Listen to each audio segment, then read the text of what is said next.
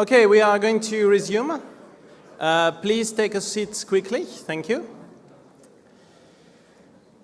So now we are very pleased to welcome Marie-Paule Cani, who is a professor at École Polytechnique inside Institut Polytechnique de Paris here.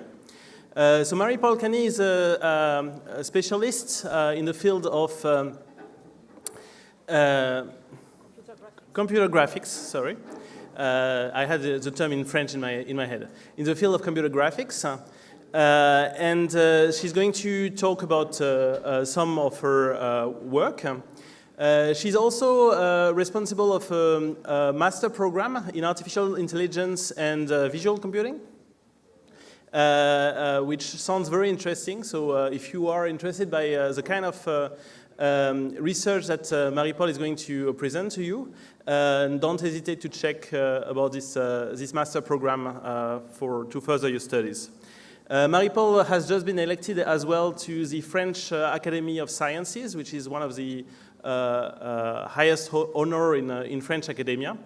And so please all welcome Marie-Paule for her talk.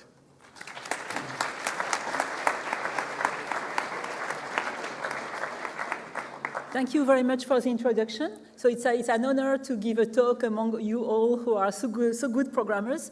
So I will talk about computer graphics and more precisely, creative AI, how we design systems that help users create new content. And I call this expressive modeling and animation. So first of all, what is this content? So since the beginning of mankind, people try to represent what they see because it helps understanding the world around us. So you see in prehistoric caves, people represented animals, for instance, but also Leonardo da Vinci, to understand how the branching takes place in trees, he needed to draw how it takes place. And also to create new content, he needed as well to draw. And if he had 3D modeling and animation, he could even better explain how this is going to work.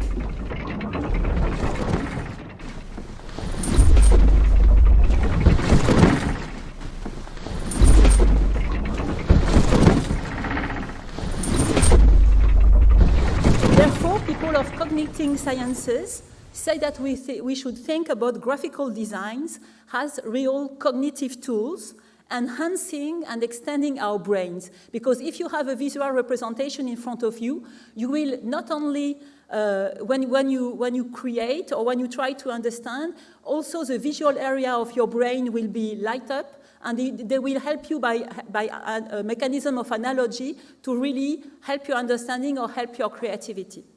So this is really important.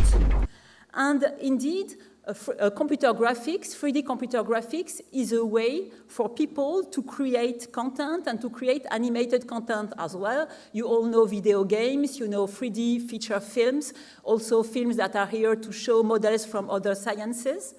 But there is a problem here. We could consider that 3D content creation is a kind of failure because, of course, we have this software such as Maya for professionals or Blenders for people who just want to try creating. And all this software, they include lots of complex models designed by researchers with lots of degrees of freedom, and they have very complex interfaces that were built over 25 years. Each time a new model for deformation, for surface representation, for animation is invented, you have new menus, new buttons that appear in these interfaces, and trained artists need maybe 5 years of training to fully master these systems.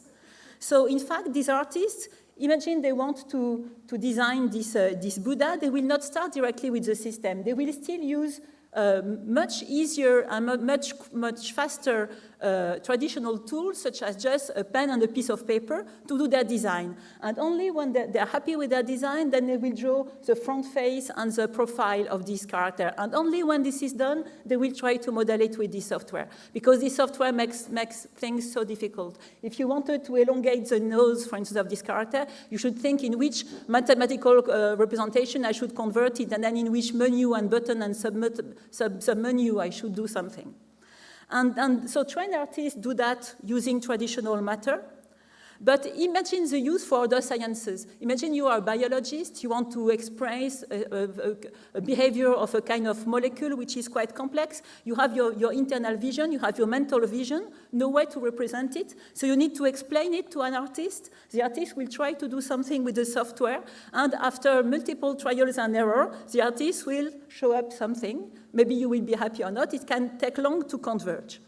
And indeed, once this is done, the problem is that this is only pre-created content. The scientist cannot interact with this design because he doesn't master the software. So there is really a problem for this distance between the final user who wants to express and to formalize and to extend his own knowledge. He would like to have a kind of paper and pen, but which is in 3D and can be animated.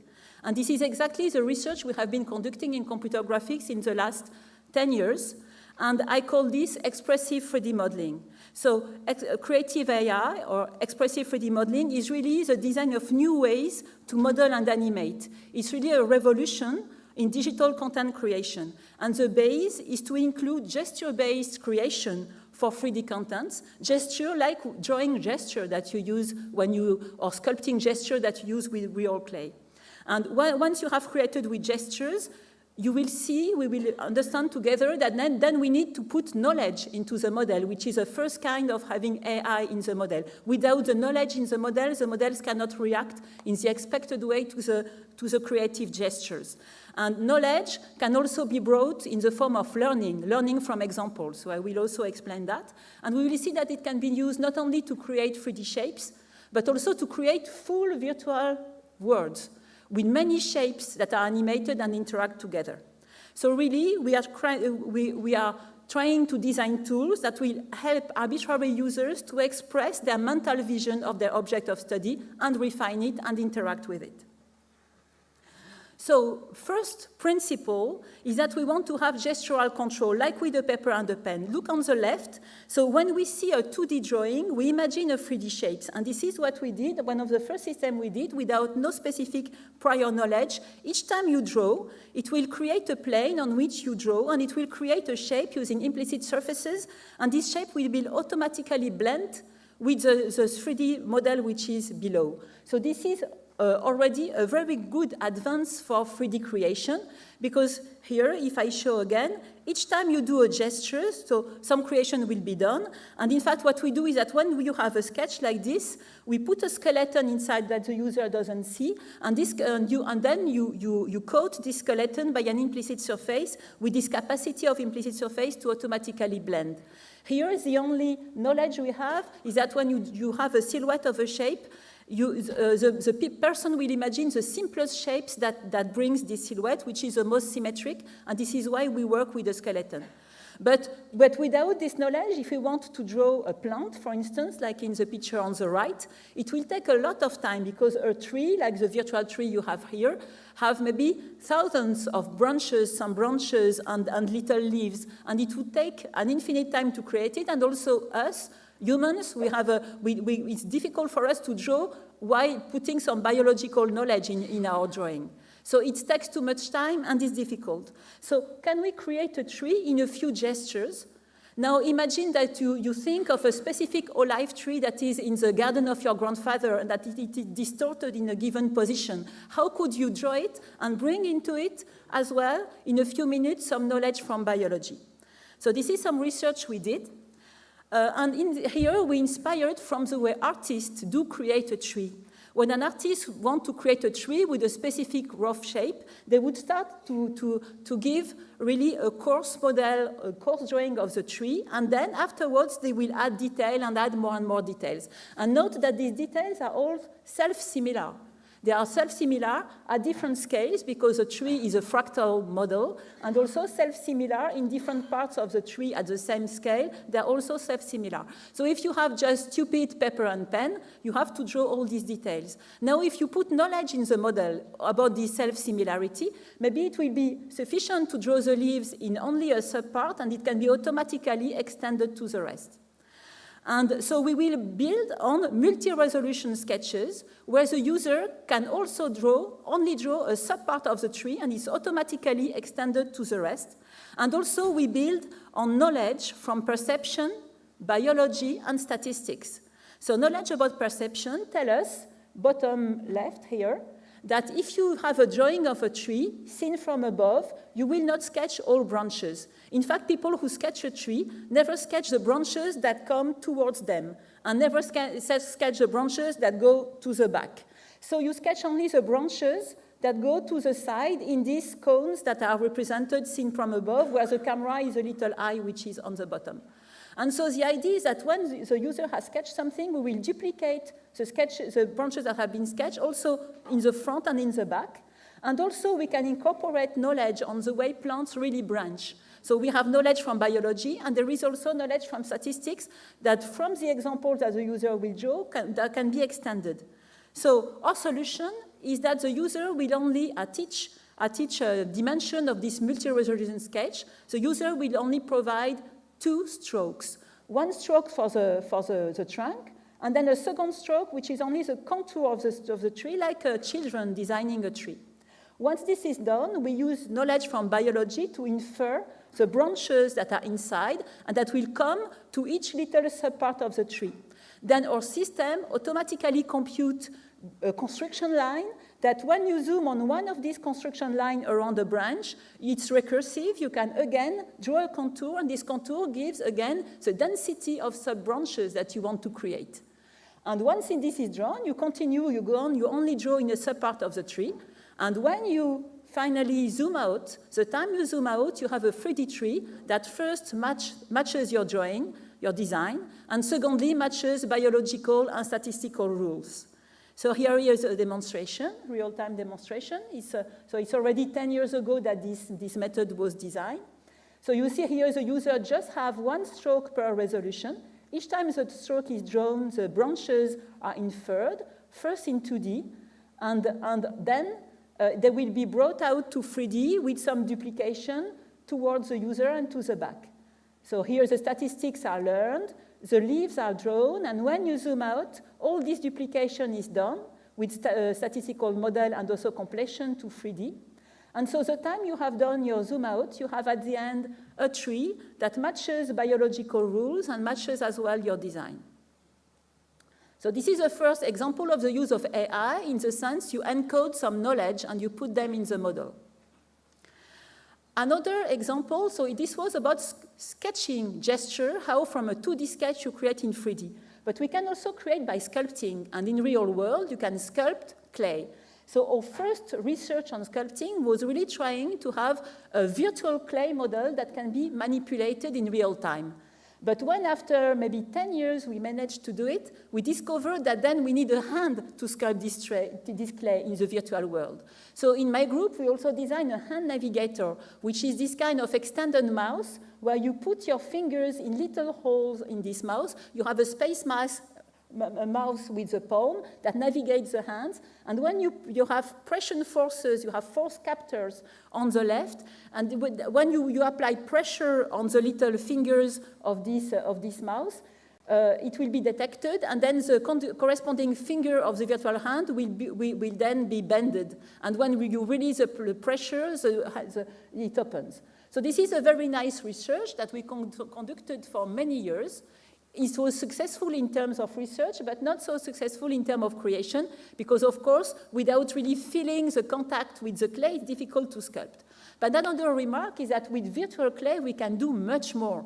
Some years after, we decided, but why? We are in a virtual world. Can't we sculpt a piece of clay, which is a castle, and whatever we do, it always remains a castle. I want to be able, like for the real clay, be able to pull and to extend this castle. I want to be able to cut it, to open doors and so on, and each time it should remain a castle. Can I sculpt a clay with my sculpting gesture that are a castle?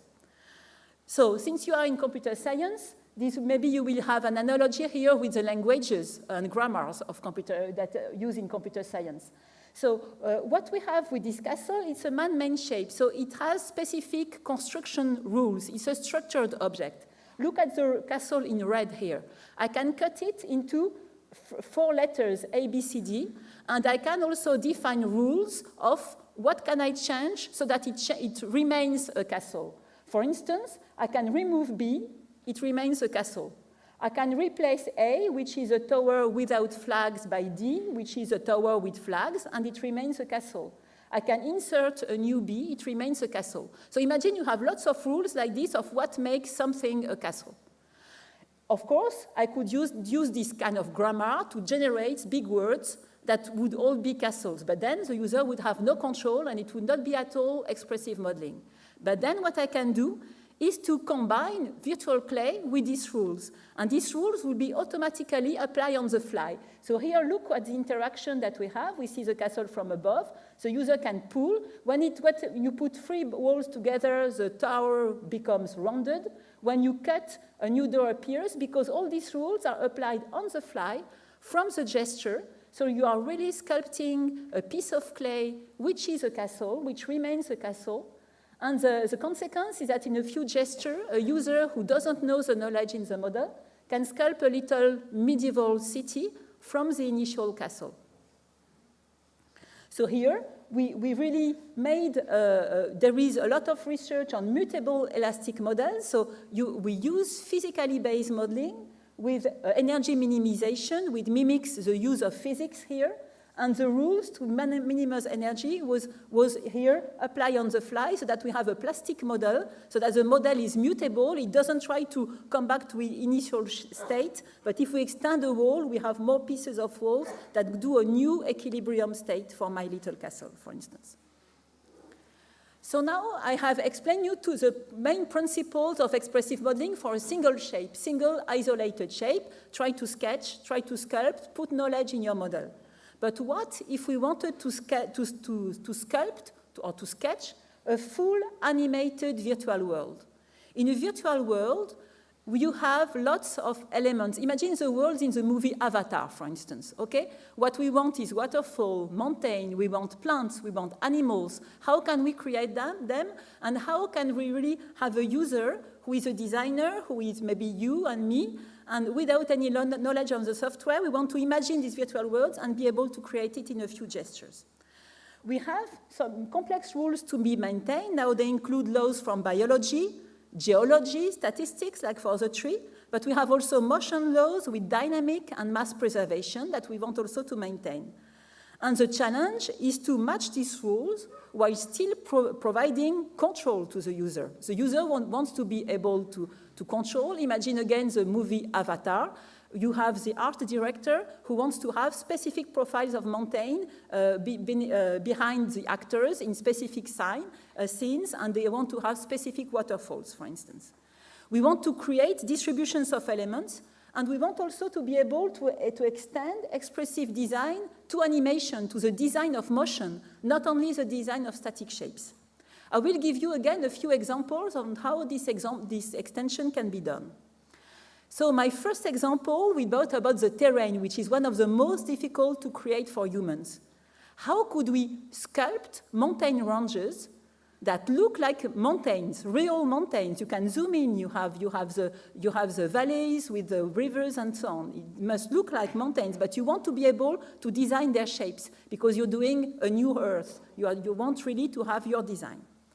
And here again, we really inspired from the way we sculpt clay. The idea is that when you sculpt clay, it's difficult, it's virtual hand in 3D.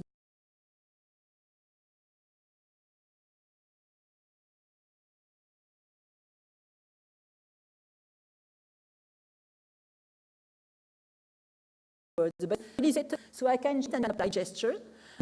With that, when I put my fingers on the table, I will create tectonic plates, and when I push the fingers together, it will make the collisions between the tectonic plate. So we want to sculpt clay, and our clay is Earth, a representation for Earth. And for this, we collaborated with a morphogeologist who explained to us the main principle of how mountains and Earth crust behave and are created. In fact, you have two tectonic plates that collide. One goes mostly down, and the others, and the rest, the other one stays like this, and the one that goes partly down compresses at constant volume and will also fold. And in fact, this Earth crust is layered. It's made of different layers of rocks that have different properties. But what is really interesting is that the way they fold depends on the thickness of each layer. So there is a law between the frequency of the folds and the thickness. And so what we did is a layered model to combine these phenomena in real time. So each time the user does a gesture, such as compressing the plates, first we have the crust deforming like plastic material that do this at constant volume. Then we add the layer of the knowledge that we have, depending on the thickness of each crust, the little fold that appear. So this is really algorithmics on meshes that we do here to automatically design the patterns you have in the center. And at the same time, we run a physically based simulation of uplift of the mountain based on this, and also erosion, because in geological time, the mountain is going up, but at the same time, it erodes. So we have a kind of living virtual clay that will react to what you do, but at the same time, it will erode in real time. So this is the result. Here, the little dots are the fingers of the user, and this is what the user sees on the table. If you came to the museum or the science museum at École Polytechnique, you can see a demonstration of this when we have it in a big glass table, and that you can do your gesture on top of the table, and you can see this on the side of the table, which is a cut of what happens while you are doing your gesture. So you see the different layers that are folding, and they are eroding at the same time. And thanks to us, these geomorphologists could see for the first time the visualization of their own hypothesis, which was mountain range formation. And you see all the little valleys that are created. What is really extraordinary with this research is when you explore after that the virtual world that you have created, you will see really the layers of different ground that are on eroded cliffs. So this is something you don't have in most virtual worlds created in computer graphics. If you Google Map or whatever, you have only information about the surface of the mountain. You don't have on eroded cliffs the different layers of soil. And because our model is volumetric, we have it in this model. So this is really interesting. So this is a kind of bringing high-level design while the system helps with realism. And also you see how quick it is to create a virtual world with mountain with this system. Now imagine something more difficult even. You want to create this network of rivers and waterfalls.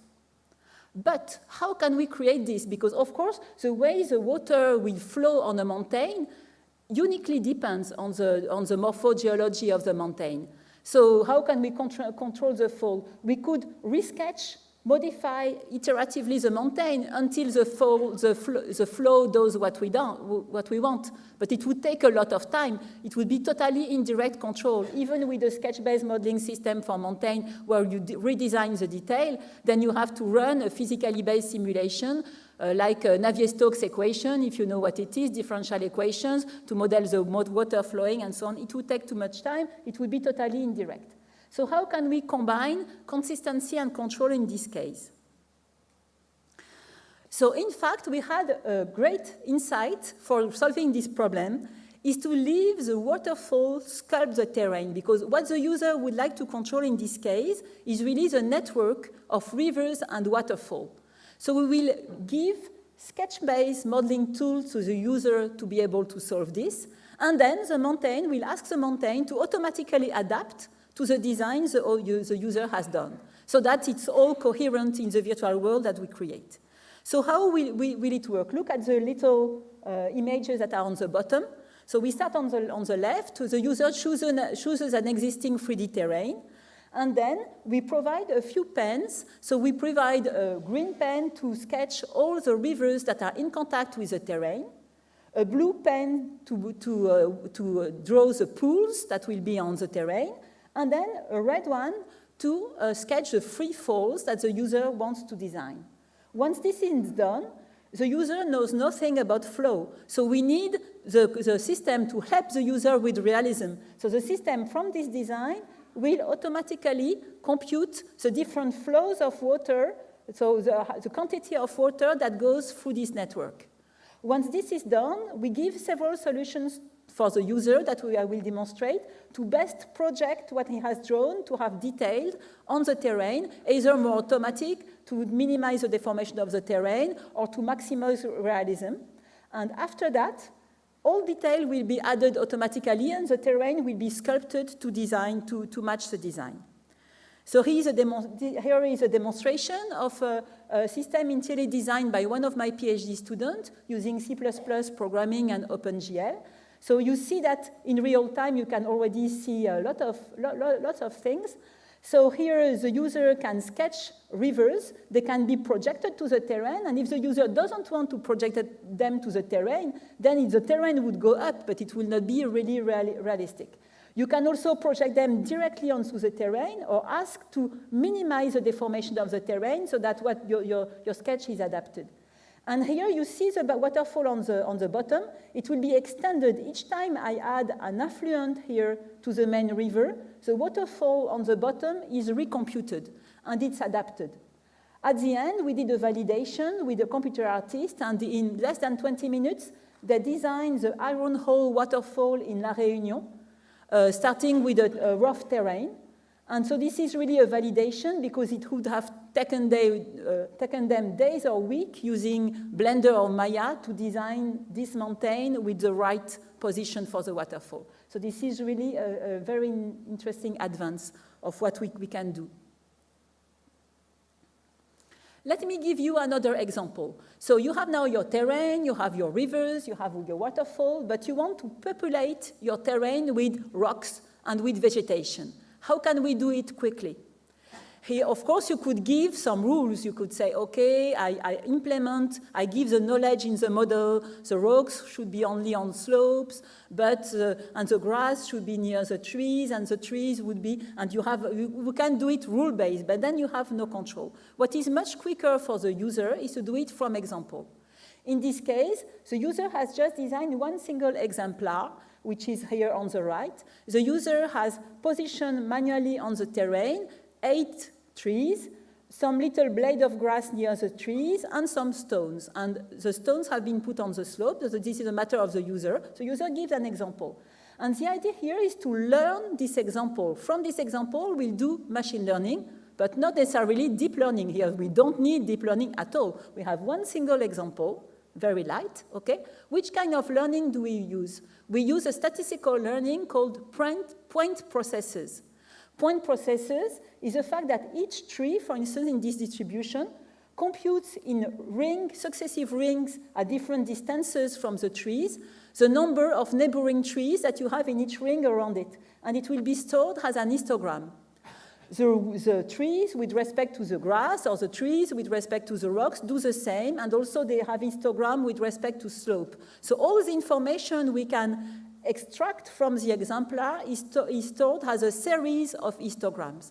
From these histograms, we can now have painting tools that when you paint in your virtual world, it will match the statistics. It will not match exactly the exemplar, but all the same statistics, and you will be able to populate the same virtual world automatically. So we will provide a variety of tools that are demonstrated here. Here we learn, and after learning, we'll put the same statistics all over, and you see that the stones are on the slopes. If I paint now with the brush, depending on where I apply the brush, it does something different. If you move this little forest, look how it deforms. We use temporal coherence, so to minimize the deformation. And you know, in painting system, there is a gradient tool, and here we have a gradient between two distributions. Gradient between a dense forest and gradient between little island with few. Here we have the gradient brush. It puts a dense forest at the center and the little island with few trees around. We can also add deformation. Here we base on seam carving, which is a way to add content at the middle so that the distribution is always the right one while you minimize deformation.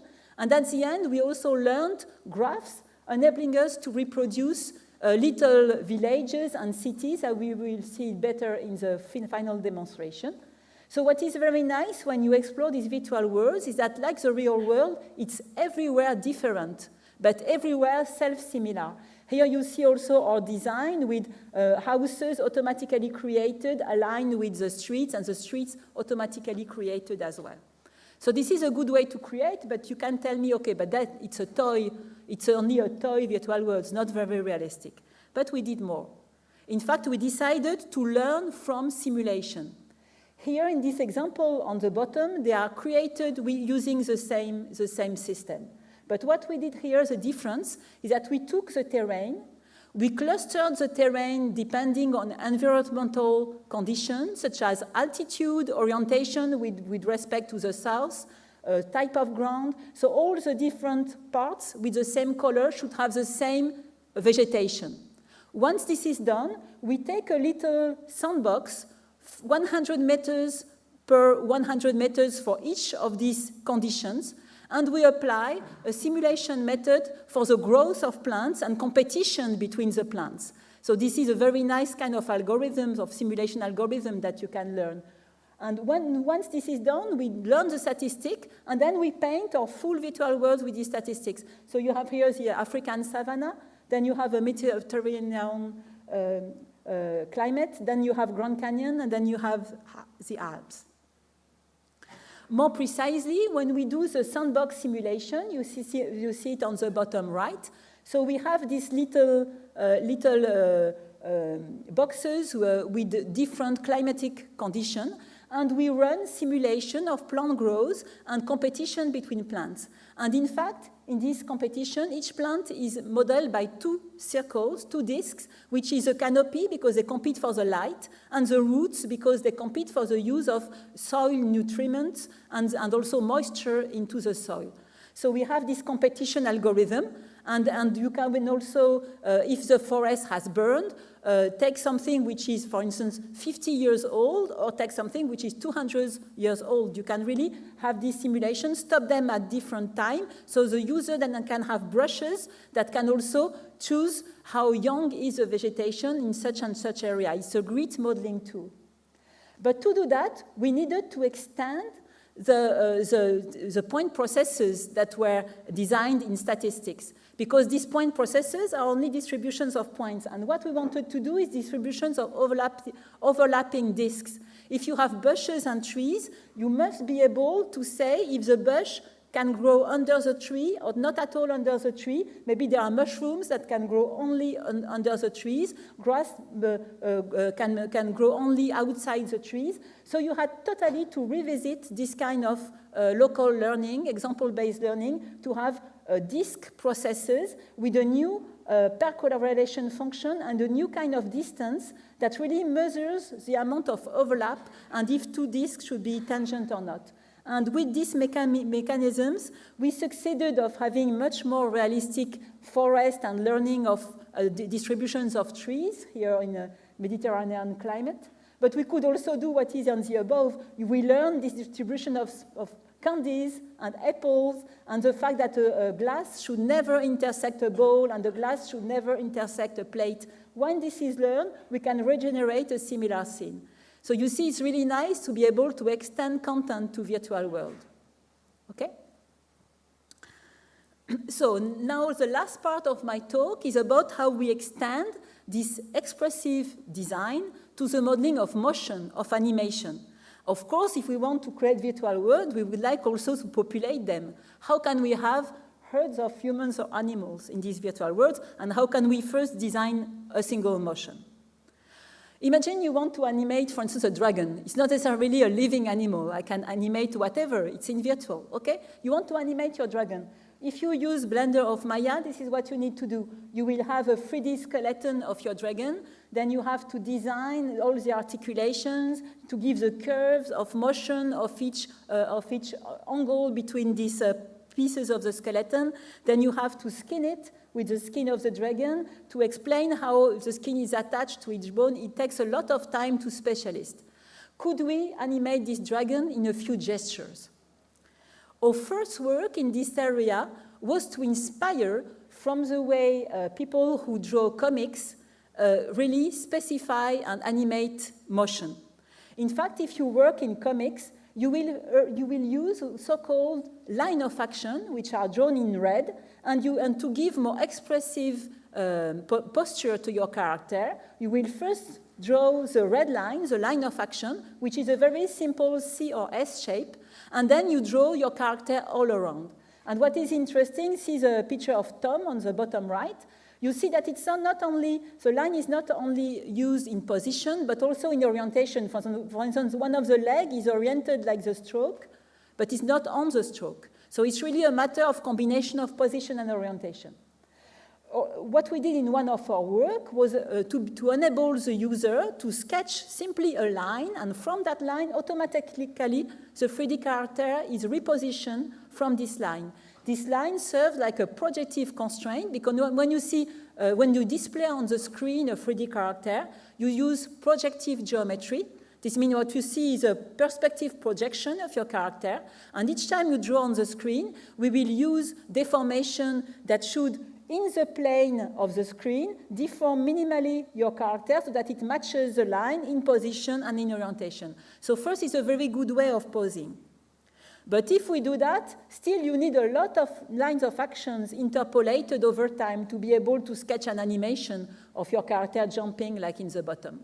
So the remainder of our research was, could we use dynamic lines of action? Could we define this line of action in a single gesture? Because when you want to sculpt, you need to have something in front of you. If I want to sculpt a motion, the idea is that I have a first draft of my motion, and then gesture by gesture, I will refine little by little my motion. So how can we do that? So again, we inspired from the way people who draw would specify this. Look for the motion of this dragon. Since the body of the dragon takes the shape of the trajectory, sketching a single trajectory will be sufficient to explain how the dragon should move. In the case of this little bouncing cup, look the way, if I draw only the trajectory in blue, then the line of action in red can be automatically computed more or less from the blue trajectory. So no need to sketch everything. And then there is this representation of a loop. When the people who jump and does a loop, the loop in red goes back to the left and then to the right, but the character doesn't go back to the, it's just a visualization of the fact that the character is looping. So we took all that, and we designed this system for sculpting motion. Each time we do a gesture, it will position automatically the line on action, and at any time, the user can resketch a line of action to resketch the motion. What is good is that the speed of drawing is given to the speed of the character. So in one gesture, you have everything, the deformation and the speed of the motion. And you can, at any time, go on the timeline and resketch a line of action, so the 3D character will be matching this line of action. From another viewpoint, you can add other lines of action, and now you have your dragon, which can be animated. And here, we will add also the ondulation of the body for another line, and when they are combined, you will have, so we'll add another line with the ondulation of the body. They are combined together, and suddenly the dragon looks much more alive. We'll add now, again, the wind, and you have a very happy dragon here. And finally, how can we twist into the, we use the little boxes, like little can box along the trajectory. When you twist these little cans, it will have the dragon twist during the motion. And finally, you have this little twisting and flying dragon here. So this work was done when I was still in Grenoble. So if you go in the showroom of INRIA Grenoble, you can test and yourself design this animation of a flying dragon. Finally, we need to populate virtual worlds. We need group motion authoring. And many group motion are done with what so-called individual simulation, like a particle-based simulation of this motion. We set rules of how these virtual humans should interact. It's like particles that are attracted to their goal, and they are pushed away from the others so that there is no collisions, and their rules from interaction is very difficult, and you will see the behavior emerge from all these rules. It's very difficult to set up. It's called steering behavior. But here we have no direct control on the shape of the group and the distribution and the motion. So what we try to do in the recent research is to be able again to have some learning and to have direct inspiration from photographs. If I want to populate my mountain with herds of animals, maybe I would like to inspire from real photographs of different animals. For instance, here bison who are in a valley, and maybe there are a troop of goats or sheep. And I would like to be able to reuse all these examples and be able to say, okay, at this part of this motion, I would like my herd of sheep here to look like this picture. But in the other point, I would like it to look different. The problem is that all the pictures you want to learn from, they have different numbers of animals. You can't reuse exactly the position. So what we did is that, again, we extended these learning mechanisms I have explained you for the trees. We learned the statistics and we learned the overall shape, and now we are able to learn on more than 1,000 sheep, for instance, but we can regenerate with only 200, or we can also generate with only 50. So this enables us now to use these images. I will show you in the demonstration. So people will put some keyframes here in their prairie, and they will decide that some images that they have found on the web should be used at different time in their keyframing. So of course, this is only a toy example. People will turn this, they will refine the trajectory, the main trajectory of the herds in between. And now some learning will be applied with the overall shape and also with the distribution inside the herd. And so now we are able to animate this herd of sheep so that when they come to a specific part of an animation, they look the closest possible to this picture here, and then they will go on their motion. We accelerate a little bit. And finally, when they stop somewhere else, they will learn like a totally different configuration that was learned from another photograph of a totally different herd of animals, and so on. And we can also apply the same to smaller groups of animals. So you see, it's really coarse-to-fine design. The user now can apply design at the scale of the herd and then decide how many animals they put in their herd. So we think that these tools can be very useful for authoring animations in virtual world. In conclusion, I would like to compare creative AI, in my sense, systems that help people design, with an AI, artificial intelligence, that would create for us. Of course, we can learn lots of things and have automatic creation. This is an example of another paper I participated in, international collaboration. When you learn on a lot of bikes, for instance, or other vehicles, and the system automatically combines them into new bikes. Okay, could be interesting, but there is not very likely to be useful. This is not what we want to do. Because, of course, it's us, humans, who decide what we put in artificial intelligence and what we want to design ourselves. All the creativity is better to keep it for ourselves. And we can use smart models to help. And the model will help the user interpreting their gestures, duplicating the details because the user don't want to do a lot of repetitive tasks, and also maintaining constraints. And so, as I have shown to you, to do this, you need a combination edge, which is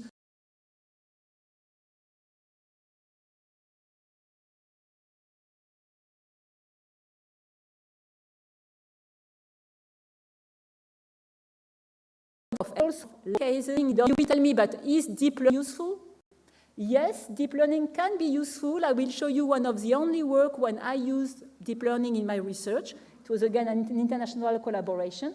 Here, we wanted to learn perceptual grouping for humans, and we had no rule for that.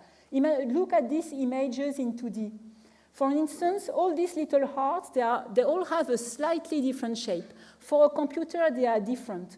But if a human wanted, I don't know, to color all these hearts in red, he would need to select them one by one because they're all different. Could we have group selection made automatic by using deep learning? So here we have no explicit rules because they could be based on symmetry, similarity of shape. We have different rules. We don't know how to combine them. So here we use crowdsourcing to do that. This means that we ask lots of users to color this kind of drawing so that they show what is similar for them, what should be grouped automatically. So like this, for instance. And then we use neural networks to be, so it was a neural networks with two different lines, one to learn the element shape, similarity of shape, and the other one to learn symmetry in the structure on the layout, and we combine them to be able to color this drawing automatically. This is an example where deep learning can be useful because we have no rule for human perception. But really my conclusion is that when we have rules, when we have knowledge, it's much more green, it's much more efficient to use these rules and these light examples and this knowledge. And so this is my conclusion. Thank you very much for your attention.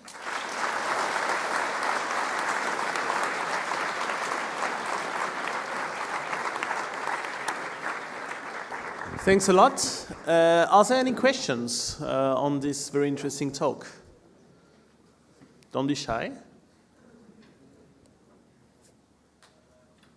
Yeah, so just please speak very loudly because we don't have portable mics. Is there an application that you use for this work, like in a product? Some of my students have created startups to sell what we invented as a product. Of course, I'm doing research. As a researcher, my PhD student or master student, they design prototypes to show the methodology, to show our research, and we publish our research in international publication. In many cases, we don't put patent on this because we want our research to be able to be used for free internationally. In some rare cases, we already worked with industrial partners who are using our research, so in this case, it may be patented. But in many cases, we just share ideas at the research area, and of course, it's up to companies to take what we have designed and put them in their software. For instance, I have now one of former students from my group is directing the research and development in Weta Digital. You know this company in New Zealand who did Lord of the Rings and who did Avatar and very interesting movies. And so I learned from him that they re-implemented, we had a sketch-based modeling for hairstyles, sketch-based modeling system for hairstyle. They re-implemented our research and it's used, they used them for the movie Avatar. It was one of the tools provided to their artists. In many cases, we may not even know that a company has re-implemented our tools.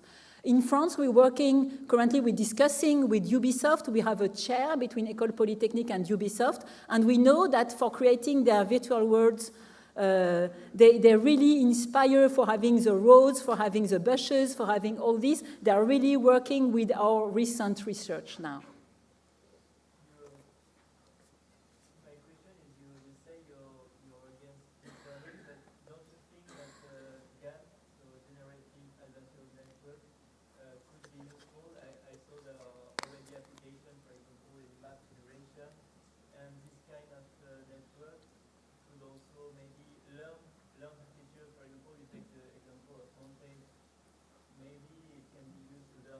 Yes, but since we see, the question is that he says that I'm against deep learning, but GANs could be useful because GANs could learn erosion, for instance, for the mountains.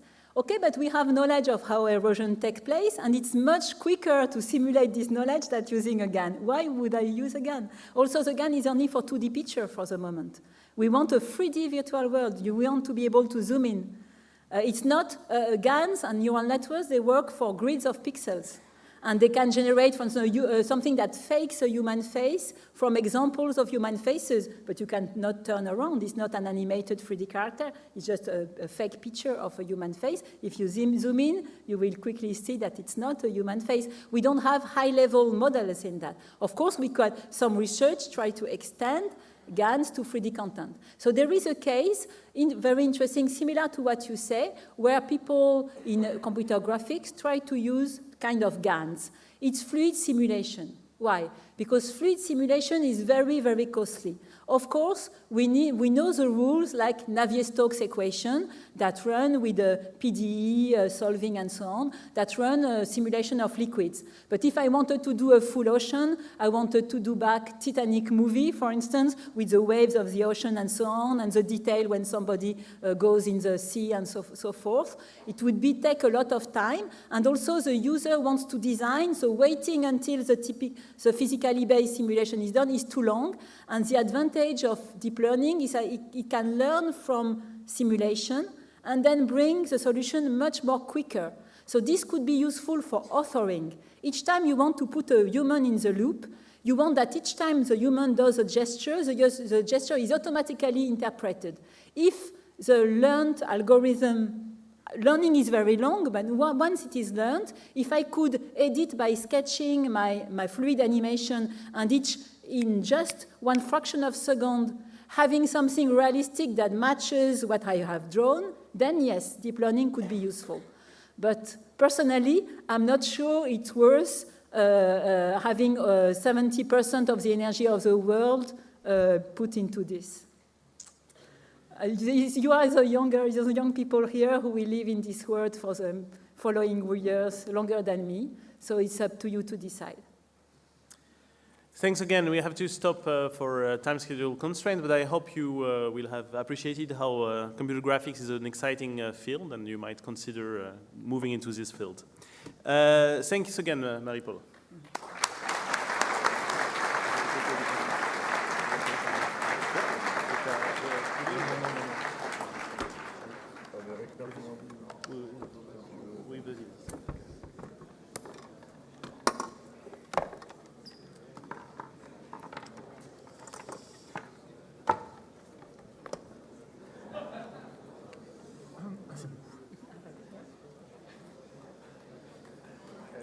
Okay, now we are going to introduce a bit of the way the contest is going to work technically and the rules of the contest, and in particular for the practice session that you will have this afternoon after lunch.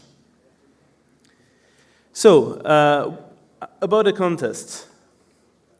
The contest is that you have to have teams of 3 students, so you know that already. I know that there are a few teams that are missing one member because he's sick or something like this. So if this happens, the first thing to do is to let us know.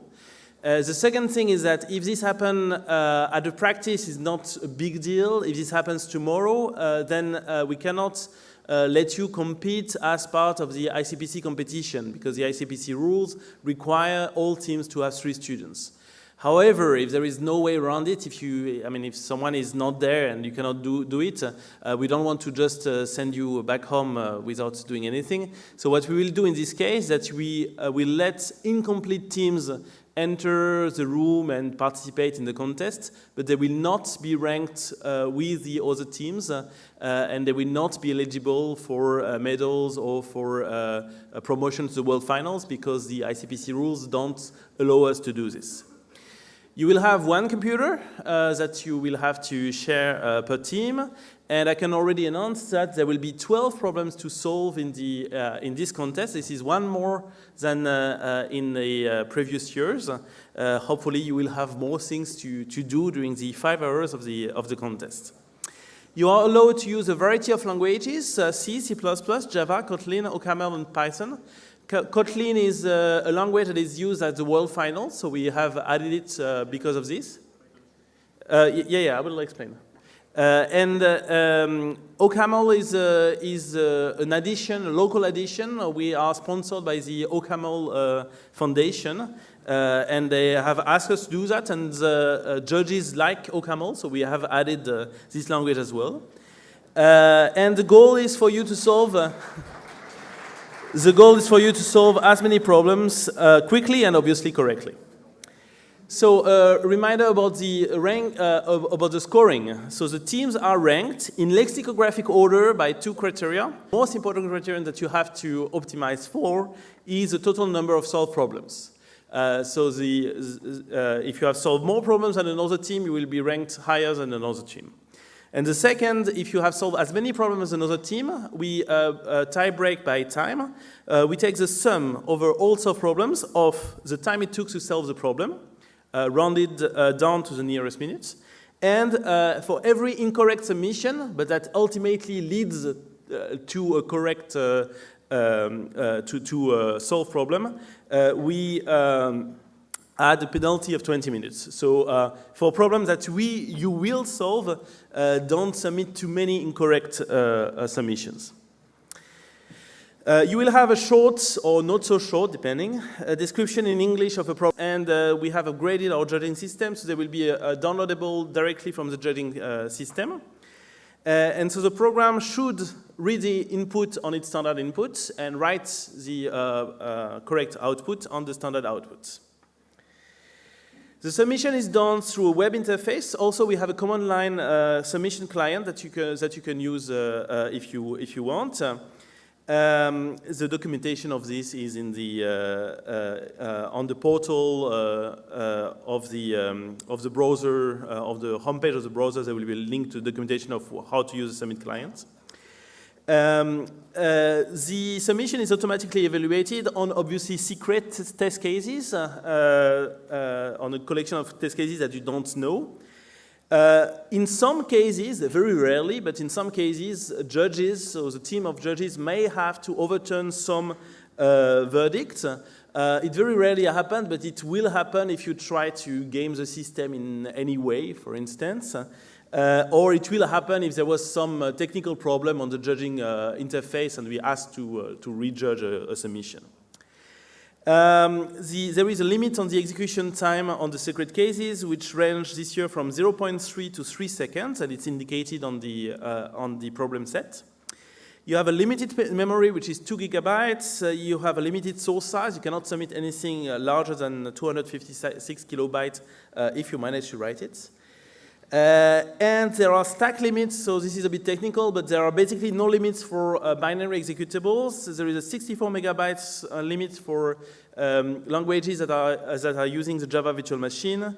And there is a default, which is very low recursion limits for Python programs, but this can be changed within your program itself. You can change the recursion limits. And so you will get information about your submissions. You will know that your submission is correct. This is the ideal case. Or that it produces a wrong answer. I'm going from last to first, which is if it doesn't correct the intended output. If it doesn't produce any output at all. If it is still running beyond the time limit.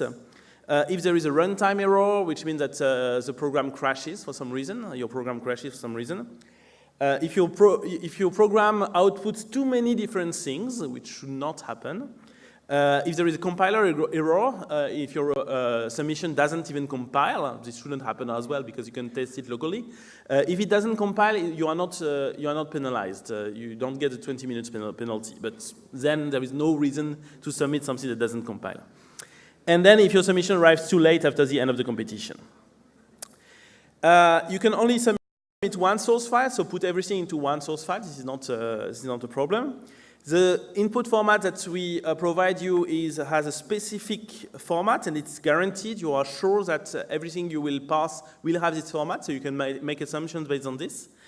And you have to respect exactly the specified output format. I said exactly. In practice, we are slightly tolerant. For instance, we don't necessarily impose to have a new line at the very end of your file or these kind of things, but still try to stick exactly to the output format. And obviously, the time limits means that often you will need to think about an efficient algorithm that will beat this time limit. The versions of the languages that we have as follows. We have C, C++, which allows for C 2011, C++ 2014, and some new extensions if you want. Java 11 is used. We have Kotlin 1.3.6 with compilation to Java bytecode. So it's not Kotlin with compilation to native code, it's compilation to Java bytecode. We do this because this is what they do at the World Finals. OCaml with compilation to native code using the OCaml opt executable. And Python 3. So last year we proposed Python 2 and Python 3. Python 2 is kind of obsolete now, is deprecated. We only propose Python 3 now. The good news is that we propose Python 3 with an efficient implementation of Python 3, which is PyPy. A note on these languages. So all problems can be solved with all languages. We actually have solved all problems with either C or C++, Java, Python, and OCaml, and almost all of them in Kotlin. We put a little bit less effort in Kotlin because in the poll, very few teams mentioned that they were interested in Kotlin. But we are confident that all problems can be solved in all languages. This is not a problem. In some cases, the particularity of a programming language may make some problems easier to use in some language or in another. And then there is also some inherent performance differences depending on if something is compiled to native code or to bytecode, basically. And so to account for that, we added a factor of 1.5 of Java, which means that if you have a time limit of 3 seconds, actually the actual time limit for Java program is 4.5 seconds. A factor of 2 for Kotlin, in this case it will be 6 seconds, and a factor of 3 for Python, in this case it will be 9 seconds. But the time limits have been carefully selected so that we don't actually favor one language over another. You can use whatever language you want, and if you have the right idea, if you use the right algorithm, if you write efficient code, whatever the language, it should work. If you write inefficient code using wrong algorithm, it will probably not work. You are welcome to use the regular features of your programming language, but don't try to do weird things. You are not allowed to use inline assembly code in your C programs, for instance. You cannot do any form of multi-threaded programming. You cannot do any input-output except on the standard input and the standard output. You cannot do any networking, obviously. You cannot try to load dynamically shared libraries that are somewhere else on the system. You cannot do any file management, removing file, creating file. You cannot do any device management, trying to, I don't know, connect on the USB port or whatever. You cannot do communication with any other process, and you cannot execute external commands. You cannot fork your command. Basically, you can do anything you would do with a regular programming approach, but you cannot do anything that would go towards violating the rules. If you try to do this, you will be disqualified. So don't do it. Okay, our chief judge has presented us the technical parts. I will talk about the rules. I do not expect that people would be so foolish as to try to cheat at SWERC, but I still need to remind you of the rules because if you do things that's not allowed, even without ill intent, we might interpret it as an attempt to cheat. So we'd like to avoid this. So, of course, you can talk between the members of the same team, otherwise it wouldn't be very easy to coordinate, but you can only do this at your desk. It is not allowed to talk in the corridor, even with members of your team, because we do not know in the corridor who is who, so only talking at your desk. In the corridor, you do not talk to anyone, neither from your team nor from any other team. So there's a buffet of food, but you don't talk at the buffet.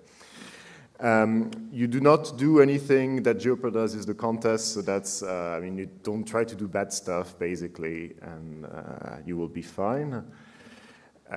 We do not allow electronic devices in the contest area. This is super important.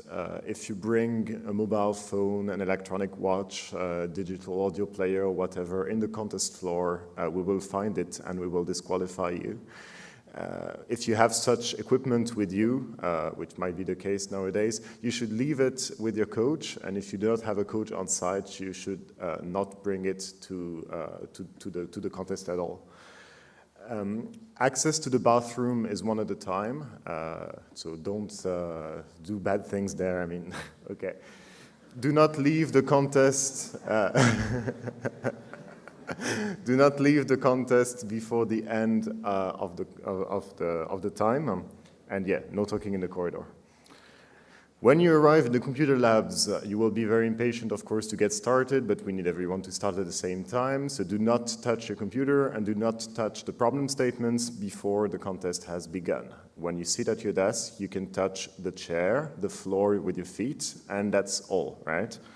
There is no time to set up your computer, so the contest will start at the same time for everyone. You do not have advanced access to your computer. This is just like the World Finals.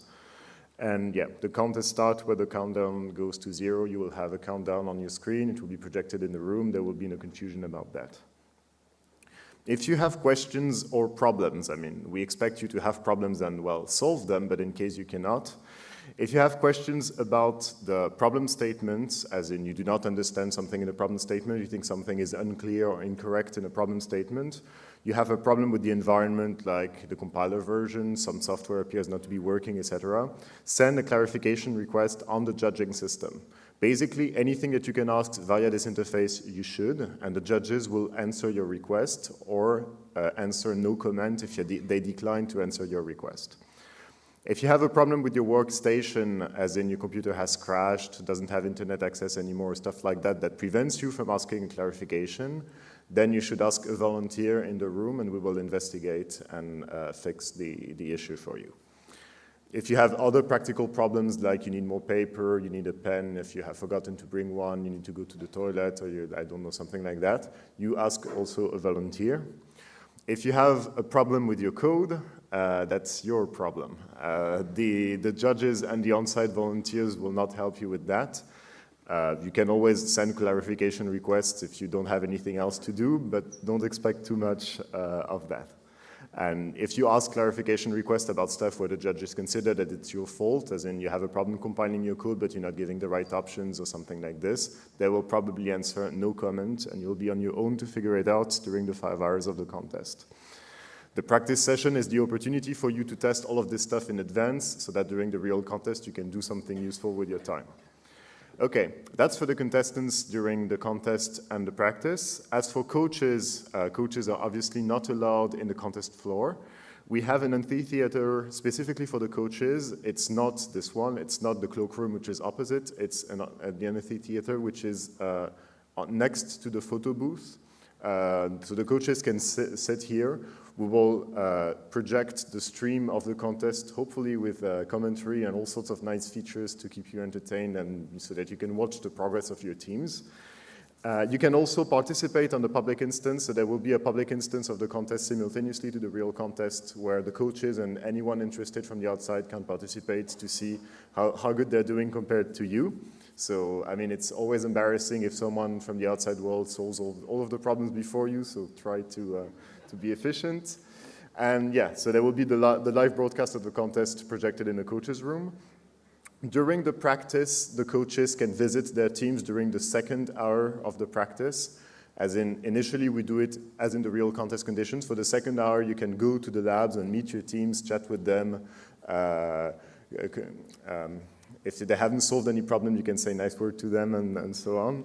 Of course, during the actual contest, you cannot do that. Can I have the adapter? Because it looks like I wouldn't want to run out of battery mid-presentation, so let's fix this.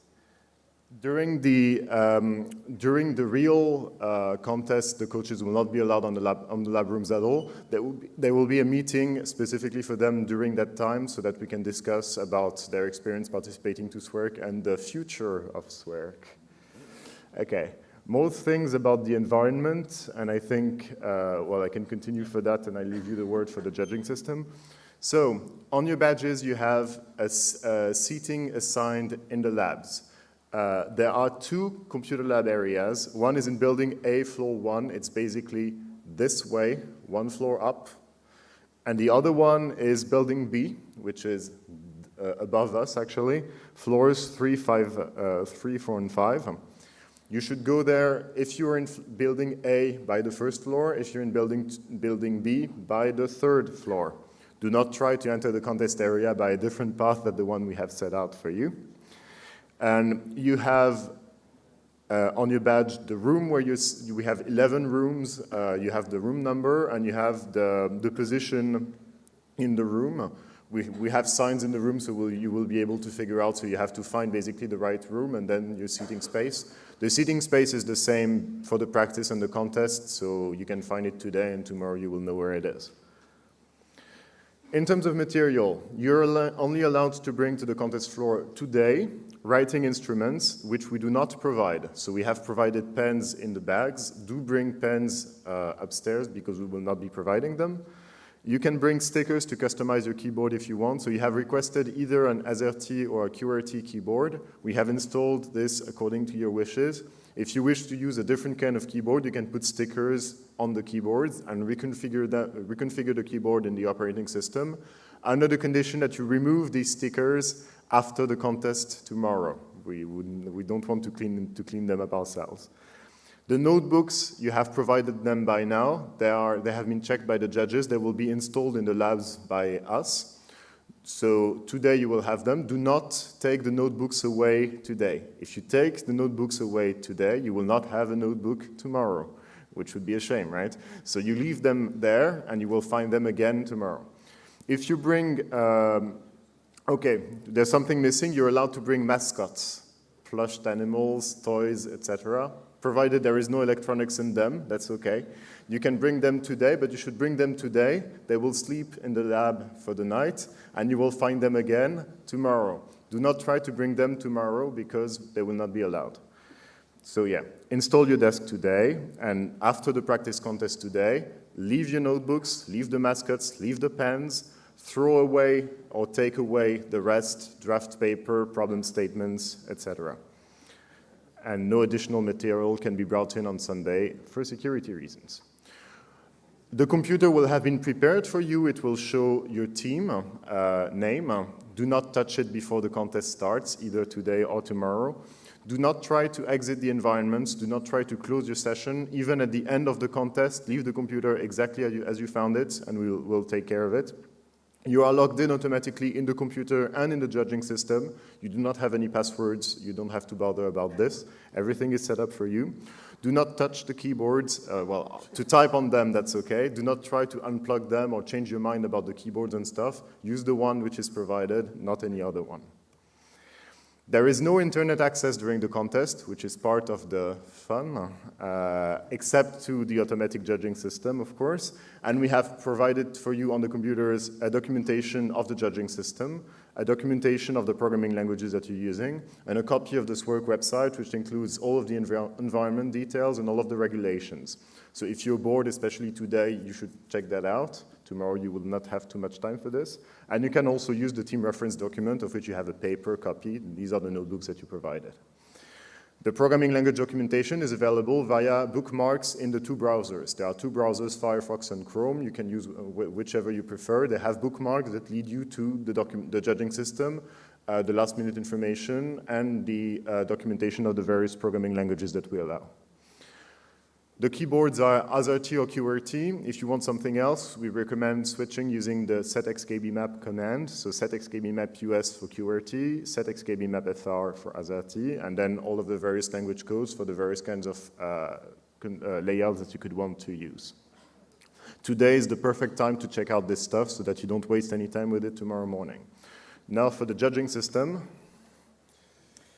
Okay, so we are using the DomJudge judging system. This is a screenshot of DomJudge, not of our contest, obviously.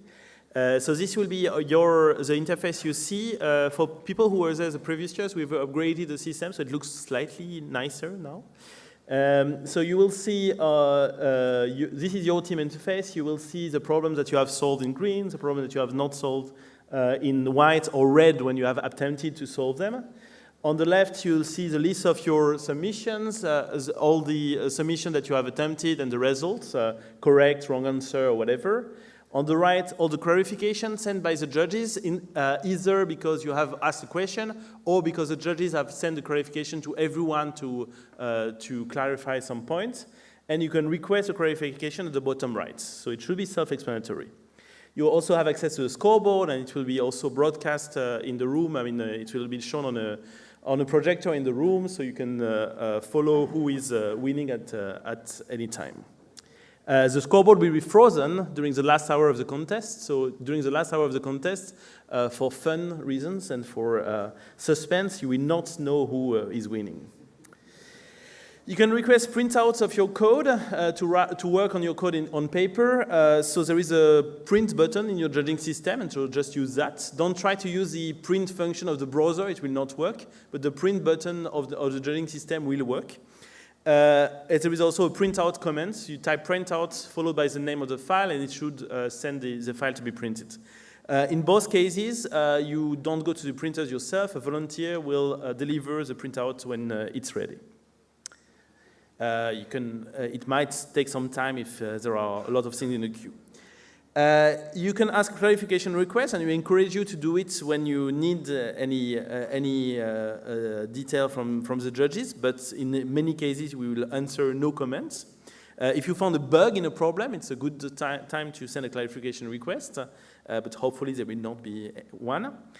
So you can ask a clarification about a specific problem, about a technical issue, or about another general issue. And the judges will answer in any case, sometimes to you specifically, sometimes to everyone when it concerns everyone. Check the judging system regularly. In particular, check the judging system at the very beginning of the contest, because there might be already clarification requests. I will already tell you that tomorrow there will be a clarification request at the very beginning of the contest. A clarification, the clarification request. Good luck to everyone. Use the opportunity of the practice today to test everything, request printouts, send clarifications, try different languages, try to solve the practice problems also. But it doesn't matter the result of the practice. And yeah, have fun and good luck. So. We'll do a short we'll do questions just afterwards, but like to give directly the information so that people who don't have questions can start leaving and such. The food will serve, the Cani is serving food right now. You can pick one starter, one main dish, and one dessert. When you're finished eating, please leave the table, because we don't have that many tables. We don't have enough tables to seat everyone at the same time. So leave when you're done eating, clear your stuff, put your trays at the end of the canteen, and you will see how it works. If you have allergy issues, check the allergy information, which should be posted everywhere. And you can also use the lunch break to chat with our sponsors and to take a picture of you. So do not make sure that we have a picture of your team if we haven't taken a picture of your team yet. Go to the photo booth and take a picture. There will be a long queue for the canteen, obviously, so it's a good moment now to go make a picture of you if you haven't taken one. Okay, as for the practice, enter the computer rooms at 2:20, and then we will start. Are there questions? Yes? Are what? It depends what kind of pragma. If it's, if it's a pragma that is, there are pragmas just to say that this is a header file, this is permitted, except that you shouldn't have header files because you have only one file. If it's a pragma that change the compiler behavior, no, they are not allowed. If it's, yeah, does it answer? So you cannot change the compiler behavior. You cannot change the options to the compiler, whatever. If there are no other questions, let's go to the pictures or the canteen and see you at the practice session at 2:20 sharp in the lab rooms.